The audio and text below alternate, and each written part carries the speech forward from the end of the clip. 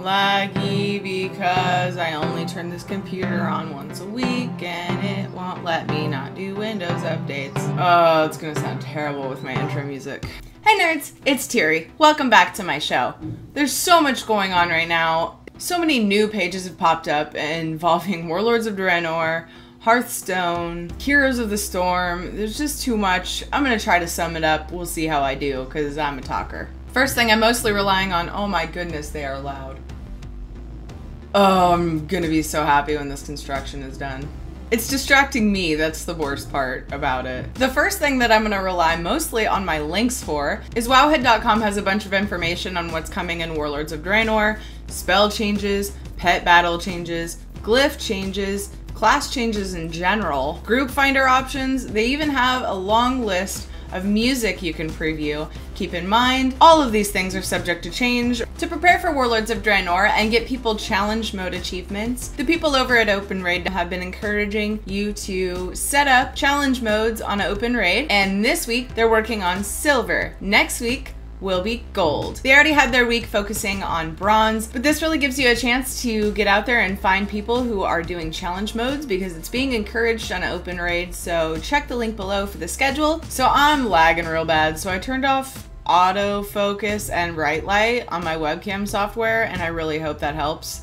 So I might get blurry for a second, but at least I won't chop out and have to edit my sound to match up with the video, because that's really annoying. We have learned recently that Warlords of Draenor will be launching with 8 new level 100 instances, one of which is a revamp of UBRS, and the 7 others are brand new. Lead designers at Blizzard Entertainment contacted Paul Jr., legendary chopper builder, as we all know from his show, and set up a project with them for them to design choppers for the Alliance and the Horde, and then we get to vote on which one we like the best, and our votes will determine which one actually gets put in the game for the corresponding faction. That's awesome, but I'm sad for whichever faction doesn't get a chopper.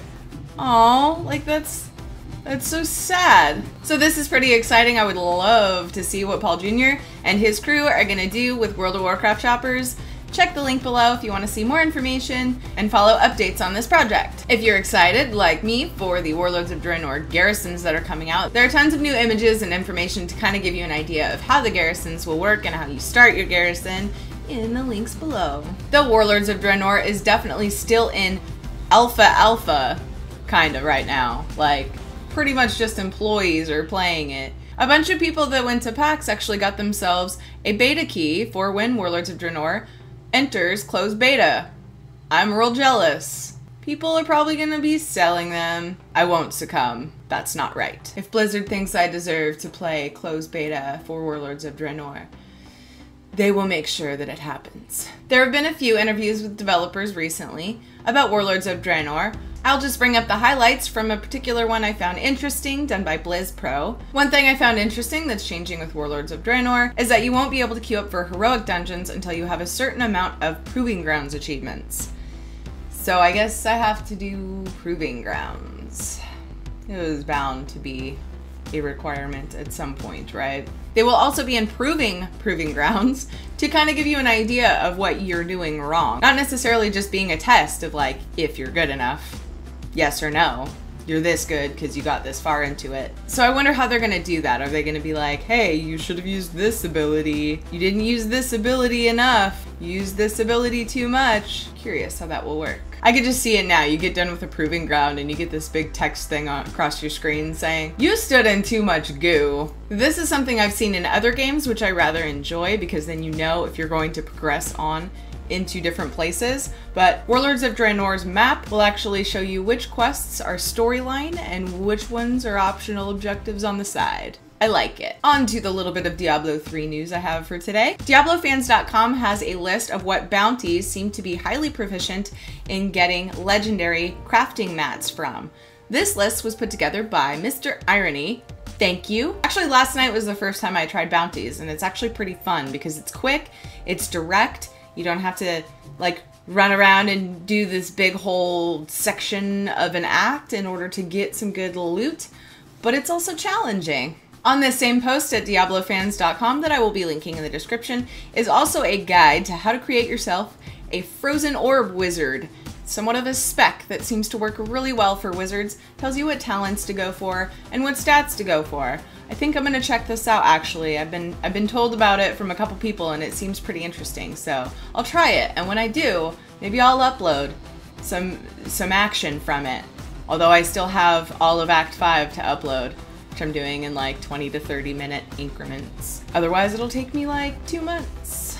But yeah, check the link below if you want to see the Wizard Frozen Orb spec and the best bounties for getting legendary crafting materials. At PAX East, Blizzard introduced Adventure Mode coming in Hearthstone soon. The first one's going to be Naxxramus with 5 wings.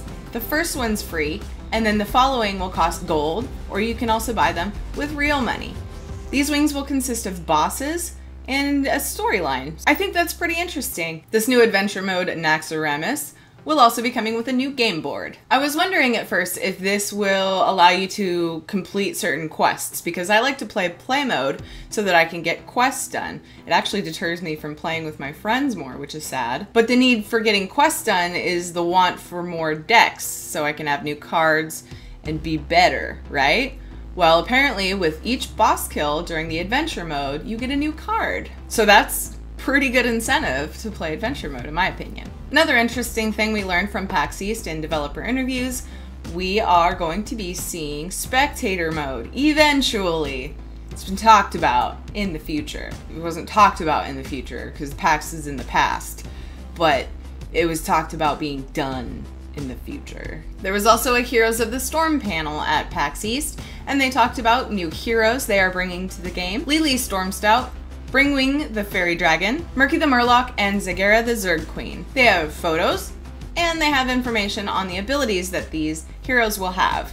Link below. Yesterday, Blizzard performed their first Heroes of the Storm Alpha account wipe, so reset your account. Aside from real money purchases, that will be happening in the future, but not this time. And unfortunately for us not lucky enough to be in the alpha tests, we don't have a beta date released yet for Heroes of the Storm.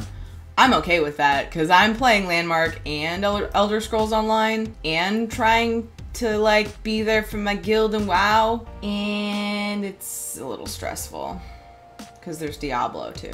As much as I wish I could have gone into some of these things in more detail, I don't have time, but I hope I was at least able to keep you updated on what's going on. Definitely relying on my links a lot this time. So yeah, hope that was helpful. But that's it for my show today. Thank you so much for watching. Leave me a comment in the comment section, letting me know why you liked or disliked this video. If you have any comments on the topics I talked about today, check back every Wednesday for news and gaming videos in between. I'm going for a video a day, and I think I've made it a little over a week. I'm gonna try to keep that streak going. We'll see how I do. This week I will finally be live streaming again at 7:40 Pacific time. Hopefully we're raiding. I missed 2 weeks, but I'm back, and hopefully I'm staying back for Friday streams. I stream at twitch.tv/Tirinei, so I hope to see you there. Until then, I hope that everybody has a great rest of the week, and I will talk to you soon, okay? I love you all. Bye.